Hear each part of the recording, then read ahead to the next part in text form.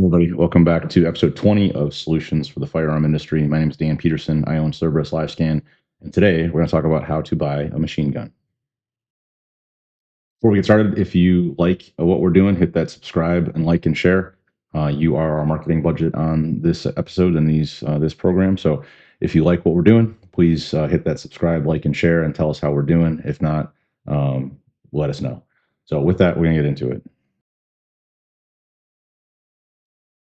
Built a small little flow chart on here, um, effectively working you through some of the options. I'll start at the top. So if you're an FFL or if you're not an FFL, the only really option you have is a pre-86 transferable machine gun. So that goes through a Form 4 process, and the price points on those is relatively expensive. In 1986, the law was passed that no new machine guns could be manufactured, and therefore you have the pre-86 transferable machine gun list, which I think round numbers is about 400,000 items. And that list is only getting smaller as items are getting lost and destroyed and disposed and etc.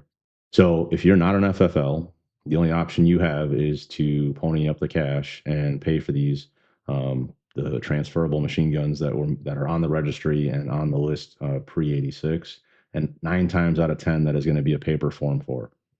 So once an item leaves commerce, leaves an FFL, it can only move around on a paper Form 4. So we get that question a bunch as to how do I submit this? How do I move stuff on a used silencer, or the shop is going to buy a machine gun from an estate or whatever? That is going to be a paper Form 4 9 times out of 10 because they are no longer in the FFL's inventory. So starting from the top, if you're not an FFL, then the only option you have is the pre-86. Moving down, if you are an FFL, but you don't have your SOT, you are in the same boat as non-licensees. You can only buy pre-86 machine guns. So they have to be transferables. And again, that price point can go anywhere from, for the most part, you're talking $15,000, $20,000 on like an M16 type or a full auto M4 style lower. So very pricey for what they are, and simply it's supply and demand. The list is not getting any bigger, therefore you can't do anything about it. Moving down the list, so we have, if you are an SOT, then the next question mark is, are you a manufacturer? Are you 0702 or are you an 0103? So if you are a dealer, the 0103, you have two options. You can do a pre-86 machine gun as above, or you can seek out and get a law letter transferable. So post sample. So the post samples refer to post 1986 sample machine gun that is intended for government law enforcement use. And those can be acquired if with the intent to demonstrate and or sell to law enforcement. In recent years, that's become more and more difficult as the ATF has put more scrutiny on the law letters. There has been some, we'll call it fraudulent cases where individuals, FFLs, have sourced machine guns with the sole purpose of basically reselling them and not necessarily for demonstration purposes to their law enforcement. And there's been numerous cases on fraud, basically. So the ATF is cracking down dramatically on these law letters. So the odds of getting that is fairly slim. So, but if you do get one, then that could be a E-Form 4.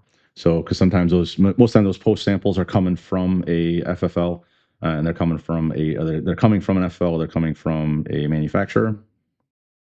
So E-Forms, it's going to come from a manufacturer, it's going to come from an FFL to move those around. But again, that law letter's got to be required and uploaded into electronic documents and submitted that way and pending scrutiny, as well as probably a phone call from the ATF to that chief law enforcement officer to make sure that they truly do need and want that item.